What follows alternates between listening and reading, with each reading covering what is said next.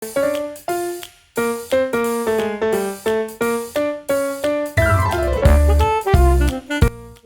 એલા મુંજાઈને બેઠો હું ચૂસ એલા શું કરવું?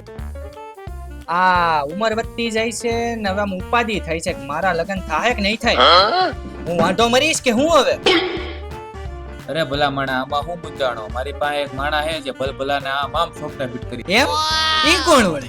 અરે ઓલો પક્કો પિત્તળ યાર હા એ બધા એના ફિટ કરે છે આમ લે તો એને ફોન કર. હું ક્યારે અમાર મોઢું જોવસ? લે હા કરું હાલ